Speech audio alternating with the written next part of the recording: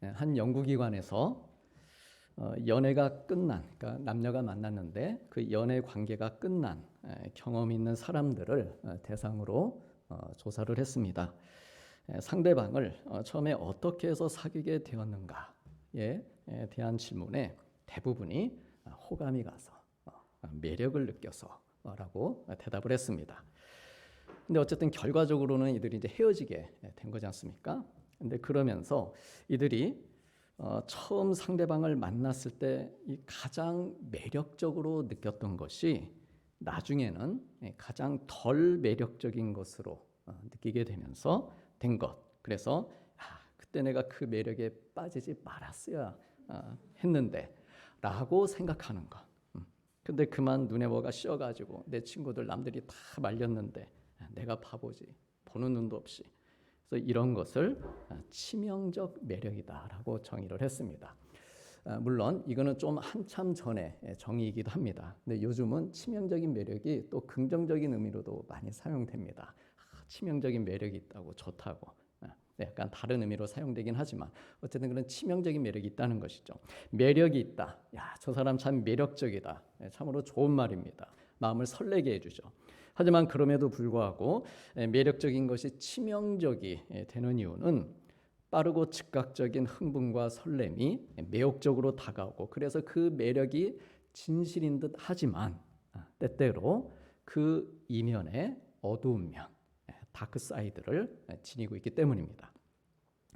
비단 사람뿐만이 아니라 사람이나 어떤 가치관에 대한 어떤 부분적인 면모에 이끌려서 실제보다도 더 좋은 것으로 이상화하는 거죠. 상상의 나래를 펴면서 이상화하면서 어두운 면을 관가해 버리는 것입니다. 그리고 그 어두운 면을 발견하고 이제 자각할 때쯤이 되면 그 매력은 이미 치명적인 칼이 되어서 나를 겨누고 있다라고 하는 것이죠. 가장 이상적으로 보였던 것이 가장 실망스러운 것이 되어서 상처와 고통을 안겨줍니다. 우리 사랑하는 성도님들, 우리 성도님들께서는 어떤 사람들 혹은 어떠한 가치나 사물들, 활동들에 관심과 매력을 느끼십니까? 매일이든 가끔씩이든 즐거움이나 행복감 그리고 삶의 활력을 얻고 있는 게 있다면 그것은 참 좋을 것입니다. 다만 그 매력에 너무 매료된 나머지 푹 빠져서 나의 어떤 일상과 나아가 신앙생활에 지장이 되고 또 방해가 될 정도라면 한 번쯤 생각해 볼 필요가 있겠습니다. 성경에는요, 치명적인 매력에 빠졌다가 실망하고 또 고통을 겪은 사람들의 이야기가 심심찮게 등장하고 있습니다. 그 대표적인 인물로 오늘 사사기에 나오는 삼손을 꼽을 수 있습니다. 오늘 본문 4절에 이 삼손이 블레셋의 들릴라라는 여인을 사랑했다라고 했습니다. 그러니까 이 삼손이 보기에 얼마나 그녀가 아름답고 또 고왔는지 그만 그녀의 매력에 푹 빠지고 말았습니다. 우리가 알듯이 삼손은 힘이 세죠. 힘이 센 장사였습니다. 나귀의 턱뼈 하나로 블레셋의 군사 1000명을 상대해서 죽일 만큼 아주 대단한 힘을 그가 지니고 있었습니다. 그런데 어느 날 들릴라가 그 같은 블레셋 사람이죠. 블레셋 군사들의 사주를 받아서 매일같이 삼손에게 힘의 근원이 뭐냐. 그것을 캐묻습니다. 삼손은 처음 몇 번은 다른 답을 알려주면서 회피합니다. 그러자 들릴라가 당신 정말 나 사랑하는 거 맞냐고. 그런 마음이 약해질 수밖에 없죠. 매일같이 한 3번 이상을 딴 얘기를 하니까요. 날마다 찾아와서 재촉하며 조릅니다. 성경은 바로 이때의 삼손의 마음이 번뇌하여 죽을 지경이었다. 이렇게 기록하고 있습니다. 그러니까 그의 마음이 어떻다는 겁니까? 점점 치명상을 입고 있었다는 겁니다. 번뇌한다. 나 하나님 잘 믿고 싶은데 하나님과 나와의 약속인데 이거 지켜야 되는데 자꾸 얘기를 하고 사랑하는 사람이고 또 그러니까 그 번민이 있었던 것이죠. 근데 그러면서 그의 영혼이 점점 무너져 내려가는 그런 상황 가운데 놓여 있습니다.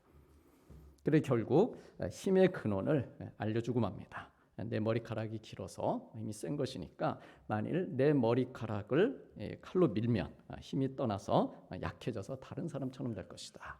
얘기를 해줍니다. 들릴라는 삼손이 잠에 들자 머리털을 밀어버립니다. 그리고 블레셋 군사들이 급습해서 단숨에 삼손을 제압합니다. 삼손은 내가 예전처럼 몸을 떨칠 것이다. 그렇게 힘을 써보지만 아무런 소용도 없었습니다. 힘을 쓸 수가 없었습니다. 그래 결국 붙잡혀서 그 두 눈이 빼지는 고통을 당하고 또 놋줄에 매어서 감옥에서 맷돌을 돌리는 신세로 전락하고 맙니다. 들릴라가 가지고 있던 매력이 치명적인 매력이 되어서 삼손에게 독화살이 되어 날아와 꽂힌 것입니다. 우리 사랑하는 성도님들, 이 이야기를 들으면서 그런데 이게 과연 삼손만의 문제일까? 우리는 생각해보지 않을 수 없습니다. 바울은요, 오늘 말씀에 기록된 이 고린도후서 11장 전반에 걸쳐서 우리가 짧게 읽었지만 그 이후로 계속 그는 거짓 사도들이 그 당시에 고린도 교회에 들어와서 그들 곁에 들어와서 미혹하는 것에 대해 주의하라 이렇게 당부하고 있습니다. 그러면서 인류의 첫사람인 하와 이야기를 예로 그렇게 꺼내면서 본성적으로 치명적인 매력에 빠지기 쉬운 우리 인간의 연약함에 대해 말해주고 있습니다. 우리 다 함께 고린도후서 11장 3절 말씀 같이 보시겠습니다. 뱀이 그 간계로 하와를 미혹한 것이 너희 마음이 깨끗함에서 떠나 부패할까 두려워하노라. 아멘. 좀 전에 읽으신 이 말씀에서요, 뱀이 간계를 부려서 하와를 미혹한 것 같이 너희 마음이 라고 하는 이 말은 무엇이겠습니까? 우리들도 역시 사탄의 간계와 미혹에 똑같이 하와처럼 그렇게 노출되어 있고 언제든 넘어갈 수 있다는 말씀입니다. 그렇다면 뱀이 간계로 하와를 미혹한 것이 무엇이었습니까? 다시 말해서 뱀이 하와로 하여금 매력 있게 들리게 하고 정말 매력 있게 보이게 해서 그녀와 아담은 물론 온 인류를 치명적인 고통에 빠뜨린 것이 무엇인가라고 하는 것이죠. 우리가 잘 알고 있듯이 창세기 3장에 보면 이 치명적인 매력이 에덴 동산 중앙에 있는 선악과를 먹으면 눈이 밝아져서 나도 하나님처럼 될 수 있다는 생각이었다라고 말씀하고 있습니다. 세상에 내가 하나님처럼 될 수 있다니 이보다 더 매력적인 게 있을까요? 이 부분에서 우리가 너무 겸손을 강조하면 안 됩니다. 내가 어떻게 하나님처럼. 그러나 실제 우리는 이미 하나님처럼 살고 있는 경우가 많이 있거든요. 하나님처럼 힘쓰고 다니면서 그 동산 안에 있는 모든 것들을 주인으로, 모든 것들의 주인으로 살 수 있다는데 이것보다 더 매력적으로 보이는 게 없는 것입니다. 그런데요, 성도님들, 사실 이 에덴 동산 안에 있는 하나님께서 창조하신 모든 것들이 다 매력적인 것들이었습니다. 왜 그렇습니까? 하나님께서 첫째 날부터 여섯째 날까지 창조를 하시는데 그 창조하신 모든 피조물들이 그것이 나무든 과일이든 꽃이든 짐승이든 하늘을 나는 새든 아니면 저 바닷속의 물고기든 하나님께서 보시기에 어떻다고 하셨나요? 좋았다. 좋았다. 그렇게 말씀을 하셨습니다. 그러니까 하나님께서 보셔도 아름답고 좋으셨을 정도로 정말 매력적인 것들로 그 에덴 동산 안에 가득 차 있었습니다. 다 아름답고 다 좋아 보이고 다 보암직하고 다 먹음직한 것들이었습니다.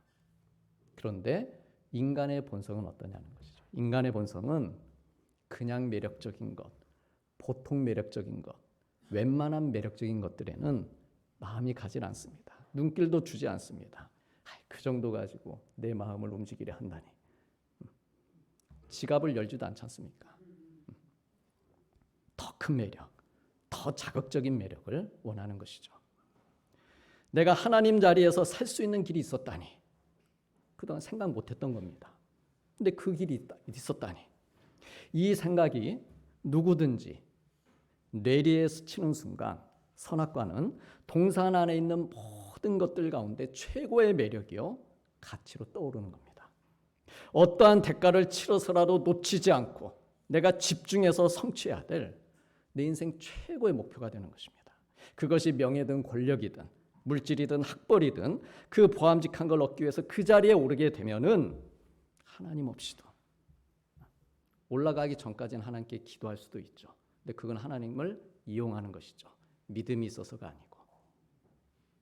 근데 하나님 없이도 이제 그 자리에 오르게 되면 하나님 없이도 내가 내 인생을 안정적으로 컨트롤할 수 있다. 그렇게 내가 스스로 내 인생 주도하면서 성취감을 느끼고 보다 나은 삶을 살 수 있다. 그렇게 생각을 합니다. 우리 성도님들 40일을 금식하면서 물 한 모금도 마시지 못하신 예수님에게 돌들을 명해서 떡을 만들어 먹으라 라고 하는 것보다도 더 치명적이고 자극적인 매력으로 느껴지는 제안이 있었을까요? 하나님의 아들이거든 십자가에서 내려와 보라 라고 하는 말이 얼마나 그 달린 입장에서 매력적으로 들렸을까요?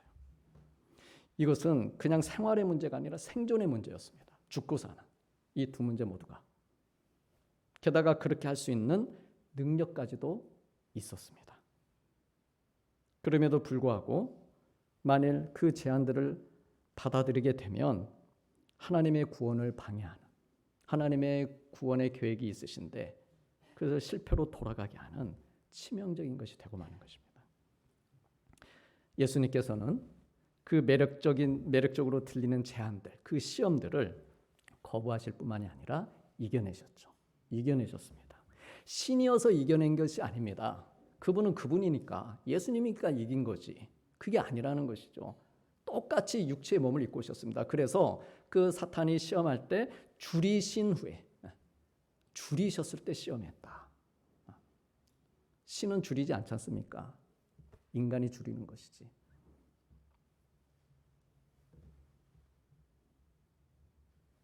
우리와 똑같은 인간의 몸으로 줄이시고 고통을 당하시면서 이겨내셨습니다. 사람이 떡으로만 살 것이 아니요 하나님의 말씀, 입으로부터 나오는 모든 말씀으로 산다. 신명기의 말씀. 그러니까 주님의 능력으로 이긴 것이 아니고 말씀의 능력을 사용하신 것입니다. 말씀의 능력을 사용해서 예수님이 이기신 것입니다.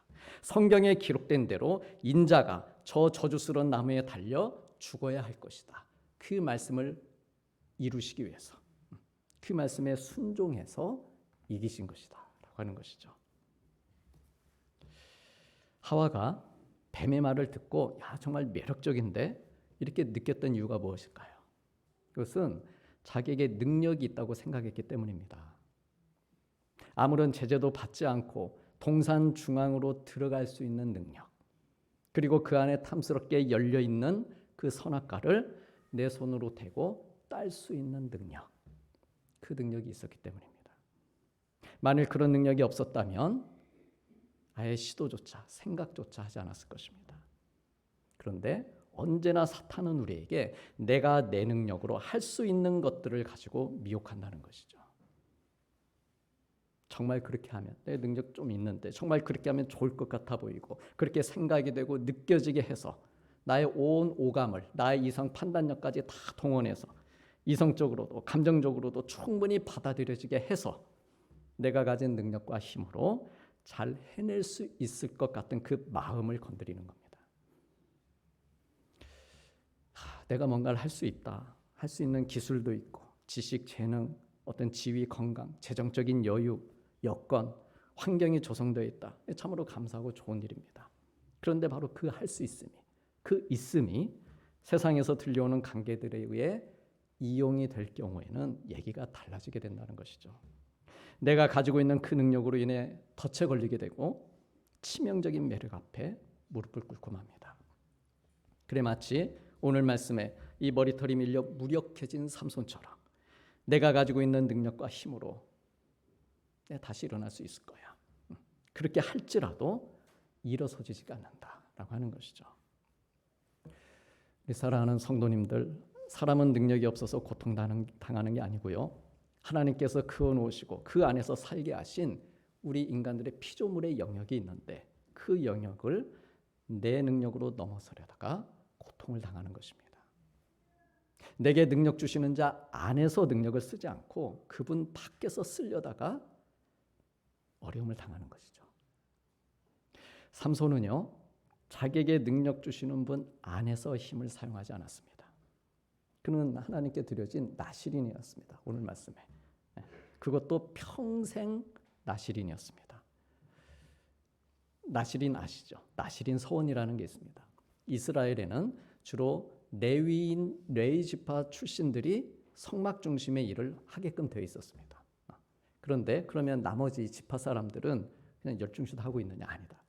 너희들 가운데서도 하나님의 일에 헌신하고자 하는 자는 일주일이든 열흘이든 한 달이든 1년이든 다만 몇 년이든 다만 하루라도 너희 스스로 구별하라는 것입니다. 그게 나시린법입니다. 그렇게 구별해서 포도주나 독주 입에 대지 않고 머리에 삭도 대지 않고 자기 부모가 죽었을지라도 그 시신에 손대지 않고 그렇게 그럴 정도로 구별해서 나시린으로 하나님 앞에 헌신하는 자로 살아라. 그렇게 말씀을 주셨습니다. 그런데 삼손 같은 경우에는 나면서부터 평생 나시린이었습니다. 평생. 이 말은 바꿔 말하면은 하나님께서 주시는 힘을 그가 언제든 평생 공급받으면서 살 수 있었다는 것입니다. 그리고 실제로 수많은 블레셋 군사를 쓰러뜨리는 그런 놀라운 성과도 거뒀습니다. 그런데 그만 자기에게 힘 주시고 능력 주시는 분을 잊어버리고 세상이 주는 그 치명적인 매력에 마음을 빼앗긴 것이죠. 자기 힘의 근원 되시는 하나님의 뜻을 따라서 거기에 순종하면서 지금 이 어려움에 처한 나라를 구원하고 민족을 위해 사용되어야 할 그의 힘, 그 힘을 자기의 유익과 쾌락을 위해서 사용했던 것입니다. 우리 사랑하는 성도님들, 하나님께서는 우리를 평생 하나님의 자녀로, 평생 그리스도인으로 부르신 줄로 믿습니다. 그러므로 나의 생명, 내 모든 삶의 근원이 되시는 하나님을 평생 붙들고 살면서 복받기를 우리 하나님께서 원하시는 것이죠. 그런 성도님들 되시기를 축복합니다. 한편 하와 역시도 자기에게 능력 주시는 분 밖에서 힘을 사용했습니다. 태초에 하나님께서 천지를 온 만물을 창조하신 후에 아담과 하와에게 복을 주시면서 뭐라고 말씀하셨습니까? 모든 생물들을 다스려라. 다스리라고 하셨습니다. 물론 이 다스림이라는 것은 케어한다, 보살핀다는 의미가 있죠. 다시 말해서 뱀이 와서 네가 하나님처럼 될 거야 이렇게 속삭이기 전에 이미 하나님께서 그들에게 다스릴 수 있는 권한을 주신 것입니다. 그래 얼마든지 자기에게 능력 주시는 분 안에서 다스리며 그렇게 살 수 있었지만 사탄이 주는 말의 매력을 느끼고 능력 주시는 분 밖에서 그의 힘을 사용했던 것입니다. 만일에 삼손이든 하와든 아담이든 이들이 자신들에게 능력 주시는 분을 기억하고 자기들이 가진 힘이든 재능이든 그 하나님 안에서 사용했다고 한다면은 들릴라나 사탄의 관계를 충분히 거부하고 이길 수 있었을 것입니다. 치명적인 매력에 걸려 허무하게 날리는 인생이 되지 않았을 것입니다. 우리 사랑하는 성도님들, 우리 성도님들의 능력을 성도님들에게 능력 주시는 분 하나님 안에서 사용하시기를 축복합니다. 부모의 능력을 내게 능력 주시는 자 밖에서 사용하지 않고 능력 주시는 분이신 하나님 안에서 기도하면서 하나님께 여쭤보면서 그렇게 사시기를, 그렇게 사용하시기를 축복합니다. 부모의 능력이 기도의 능력이 되기를 축복합니다. 또한 직장에서 일할 때에 내가 가지고 있는 지식, 기술, 재능 이런 것들 역시 내게 능력 주시는 하나님 안에서 사용하시기를 축복합니다. 그럴 때 우리는 세상이 도전해오는 치명적인 매력들에 걸려들지 않고 우리의 가정과 자녀들을 살리며 또한 일터 안에서도 그리스도인의 자리매김을 하며 살 수 있습니다. 아까 읽으신 대로 바울은요, 뱀이 그 관계로 하와를 미혹한 것 같이 너희의 마음이 그리스도를 향하는 진실함, 깨끗함에서 떠나 부패할까 두려워하라 라고 했습니다. 그래 이 말씀이 역으로 바로 내게 능력 주시는 분 안에서 살아야 될 그 이유가 되는 말씀입니다. 즉 내게 주신 건강이든 물질이든 시간이든 부모가 가진 능력이든 직장인으로서의 어떤 성실함과 유능함이든 혹은 학생으로서의 어떤 실력이든 이러한 것들이 내게 능력 주시는 하나님 안에서 사용되는 그렇게 쓰임받는 훈련, 습관이 될 때 하나님께서 우리를 정결하게 해주시고 진실하게 해주시고 우리의 마음도 또한 삶도 부패하지 않게 해주시는 것입니다. 그래서 우리가 오늘 또 예배자로 사는 훈련을 하는 것이죠. 또 복음의 은혜를 누리며 사는 그 훈련도 우리가 하는 것입니다. 그러므로 내 능력 되시는 하나님 안에 살면서 우리 성도님들의 물질과 시간이 구별되어서 온전히 드려지고 또 부모가 가진 사랑과 능력으로 자녀의 믿음을 키워주며 유익이 되도록 하는 삶이 되시기를 바랍니다. 내가 가진 성실성, 나의 유능함, 내가 가지고 있는 재능과 실력이 이 세상의 빛처럼 어둠을 밝히고 또한 소금처럼 부패를 막고 생명을 주는 일에 그렇게 아름답게 쓰임 받으시기를 바랍니다. 삼손은요, 얼마 후에 죽습니다. 죽음을 맞이하게 되는데 그는 힘이 없어서 죽은 게 아닙니다.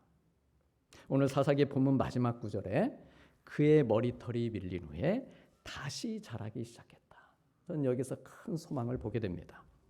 즉 그의 힘이 다시 자라기 시작했다는 말입니다. 그의 힘의 능력이요 근원 되시는 그 하나님께서 여전히 그와 함께하고 계셨다라고 하는 것이죠. 눈이 뽑힐 때에도, 노줄에 매여서 힘들어할 때에도, 맷돌을 돌릴 때에도 하나님께서 그와 여전히 함께하고 계셨다라고 하는 것입니다. 그리고 그는 죽기 전에 아주 소중한 고백을 하나님께 드리고 있습니다. 다 함께 사사기 16장 28절 말씀을 화면으로 같이 보시겠습니다. 삼손이 여호와께 부르짖어 이르되 주 여호와여 구하옵나니 나를 생각하옵소서. 하나님이여 구하옵나니 이번만 나를 강하게 하사 나의 두 눈을 뺀 블레셋 사람에게 원수를 단번에 갚게 하옵소서. 아멘. 이 맨 마지막 나의 두 눈을 뺀 저 원수들에게 갚게 하옵소서. 이 구절 때문에 좀 논란이 있긴 합니다. 끝까지 그 분노를 이기지 못했느냐, 그렇게 해석하는 경우도 있지만 여기에서 중요한 것은 그가 하나님을 다시 찾았다는 것입니다. 여호와여, 여호와여, 하나님이여 구하옵나니. 이전엔 구한 적이 없죠. 이전엔 구한 적이 없습니다. 힘쓸 줄만 알았지. 근데 그가 하나님을 찾게 되었습니다. 자기에게 힘 주시고 능력 주시는 분이 하나님이심을 고백하고 있습니다. 하나님, 제게 능력 주시는 분이 하나님이심을 제가 깨닫고 구하오니 이제 마지막으로 한 번 더 저를 강하게 해주십시오. 하나님 안에서 하나님께서 부르신 목적에 맞게 저의 미력 하나마의 힘을 사용하게 해주시라고 그렇게 기도하고 있습니다. 사랑하는 성도님들, 하나님께서는 결코 단 한 번도 삼손의 힘을 빼앗아 가신 적이 없으십니다. 세상의 치명적인 매력에 빠져서 능력 주시는 자 밖에서 살다가 자기가 빼앗긴 것입니다. 그래 두 눈이 빠지고 노사스레며 비참하게 살고 있었지만 그럼에도 불구하고 하나님께서는 여전히 그와 함께 계셨습니다. 그의 밀렸던 머리털이 자라나자 하나님께서 그 순리에 맞춰서 힘이 자라나게 하셨습니다. 하나님 밖으로 나가 살고 있었음에도 불구하고 내가 너를 평생 나신으로 택하였지 않느냐. 이 말씀을 하나님께서 기억하신 것입니다. 너와 함께 할 것이라고 내가 약속했기에 그 약속을 하나님께서 지키신 것입니다. 신실하신 하나님이시죠. 그리고 삼손 역시 하나님께로 돌아와서 나실인으로서 그의 생을 마감할 수 있었습니다. 우리 성도님들, 우리들도 평생 그리스도인, 평생 하나님의 자녀로 살다가 이 다음에 하나님께서 부르실 때 그 그리스도인의 모습으로 하나님께 올라가기를 축복합니다. 사람들은 왜 하나님을 경배하는 자리에서 다른 것들을 경배할까요? 분명히 하나님을 경배해야 될 자리인데 그게 예배당이든 우리 가정이든 내가 일하는 곳이든 사람들과의 만남이든 분명히 이 자리에서 하나님을 경배하는 일들이 일어나야 이게 맞는 것 같은데 내가 신앙인으로서. 근데 그럼에도 불구하고 왜 다른 것들을 경배하게 될까요? 그것은 결국 자기가 매력을 느끼는 존재를 경배하고자 하는 그런 마음이, 그런 속성이 우리 안에 있기 때문이라는 것이죠. 내가 매력을 느끼는 존재, 그것이 사람이든 사물이든 그런 것들을 경배하려는 그런 마음이 있는 것이죠. 그래서 하나님의 자녀인 그리스도인들도 세상의 많은 것들에게 예수님의 아름다움을 가리는 그런 것들을 허용하면서 살아가고 있습니다. 나의 직업, 다른 사람들, 안락이나 안정 같은 어떤 마음의 상태, 성공, 능력, 편안함, 물질 등에 우리의 마음을 바치고 있습니다. 이것을 우리가 적으로 돌려 세워야 될 것이 아니고 이것을 잘 사용해야 될 그런 신앙인으로서의 의무가 있다는 것이죠. 그냥 거기에만 가려지면 안 되는 것이고. 그래서 그런 것들로부터는 우리의 정체성을 찾을 수 없습니다. 하나님의 자녀라는 정체성을 지키고 유지하기가 어렵습니다. 하나님께서는 오직 하나님만이 우리의 힘이요 힘의 능력이요 근원이시니 하나님을 경배하라, 이렇게 말씀하십니다. 내게 들려오는, 이 시간 내게 들려오는 하나님의 말씀, 그 음성에 매력을 느끼게 하는 것이죠. 성경을 쭉 읽다가 매력이 가는 그 구절이 보여야 된다는 것이죠. 이 말씀 정말 매력적이다, 나한테. 호감을 가지고, 사람에게도 호감을 가지는데 하나님께는 왜 호감을 못 가집니까? 나를 만드신 분인데.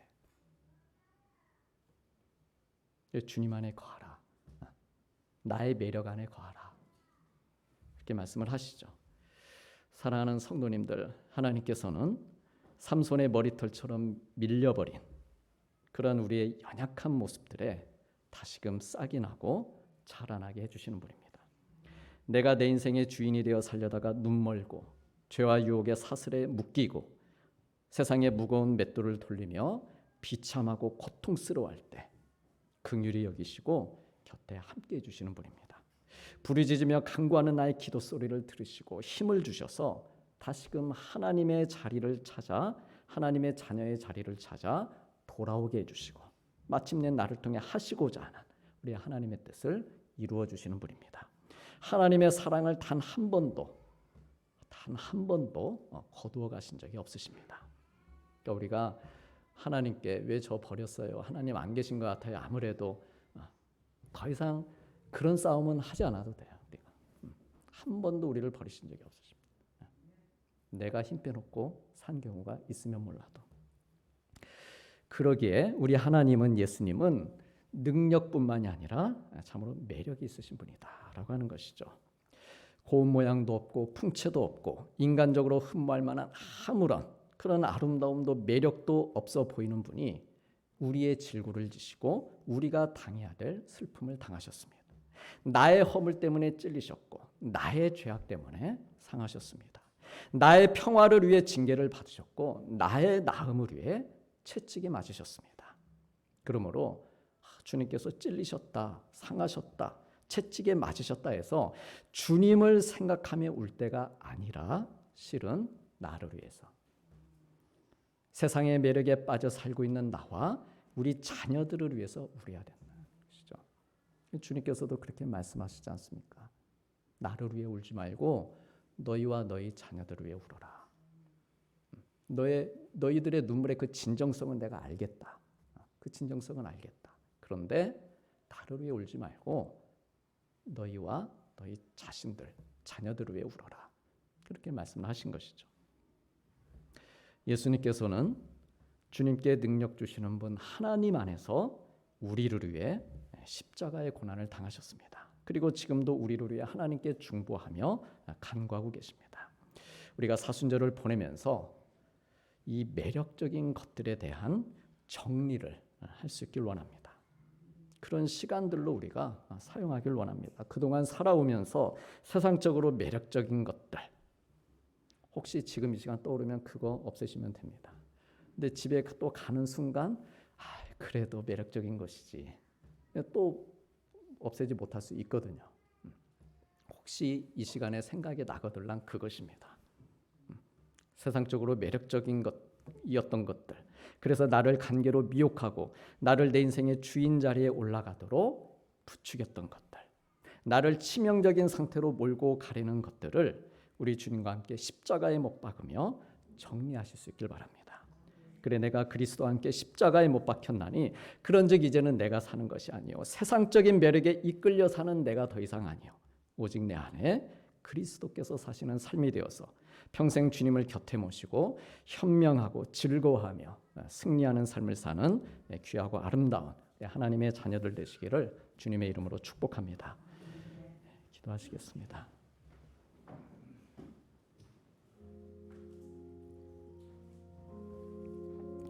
뱀이 그 간계로 하와를 미혹한 것 같이 너희 마음이 그리스도를 향하는 진실함과 깨끗함에서 떠나 부패할까 두려워하노라. 삼손이 들릴라라 이름하는 여인을 사랑하며 날마다 그 말로 그를 재촉하여 조르니 삼손의 마음이 번뇌하여 죽을 지경이라. 블레셋 사람들이 그를 붙잡아 눈을 빼고 노줄로 매고 옥에서 맷돌을 돌리게 하였더라. 그의 머리털이 밀린 후에 다시 자라기 시작하니라. 아멘.